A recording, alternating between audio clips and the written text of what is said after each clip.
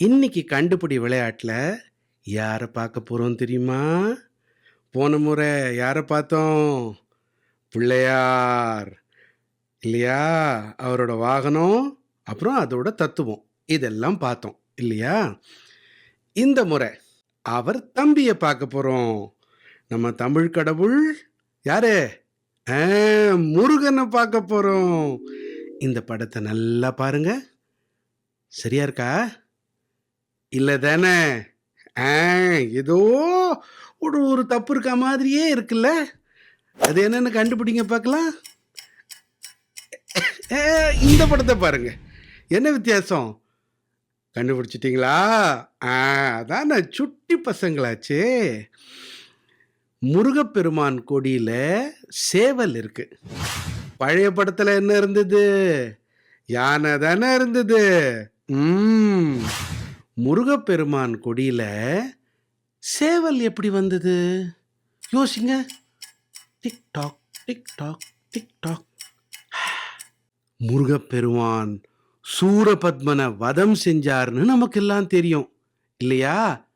அதைத்தான் நம்ம சஷ்டி அன்னைக்கு, தீபாவளி அன்னைக்கு, அமாவாசை, அதுக்கப்புறம் பிரதம, த்விதிய, திருத்திய, சதுர்த்தி, பஞ்சமி, சஷ்டி, அதாவது 6வது நாள் அன்னைக்கு முருகப்பெருமான் சூரபத்மனை வதம் செய்வாரு. அதுக்குத்தான் சூரசம்ஹாரம் அப்படின்னு திருச்செந்தூர்ல ரொம்ப விமர்சையா கொண்டாடுவாங்க இல்லையா?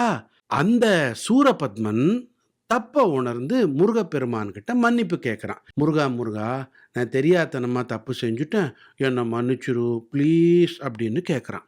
என்ன சேவல் உருவத்துல கொடியா, மயில் உருவத்துல வாகனமா வச்சுக்கணும் அப்படின்ட்டு சூரபத்மன் முருகன் கிட்ட வேண்டிக்கிட்டான். அவன் வேண்டுதலுக்கு இணங்கி முருகப்பெருமானும் மயில் வாகனத்தோடையும் சேவல் கொடியோடையும் நமக்கெல்லாம் காட்சி தரார், அருள் பாலிக்கிறார். நாம இதுல என்ன தெரிஞ்சுக்கணும் அப்படின்னு பார்த்தா, நமக்கு மன்னிக்கிற குணம் வேணும். யார் மேலேயும் பகை பாராட்டக்கூடாது, வன்மம் வச்சுக்க கூடாது, தீரா பகைய வளர்த்துக்க கூடாது. என்ன சரியா குட்டி பயல்களா? நம்ம சாமிக்குள்ள கொடியிலையும் வாகனத்திலையும் என்னென்னலாம் ஒரு தகவல்லாம் இருக்கு பார்த்தீங்களா? நல்ல தகவல். ஓகே குட்டி ஃப்ரெண்ட்ஸ், அடுத்த தடவை இன்னொரு கேமோட வரேன். பை.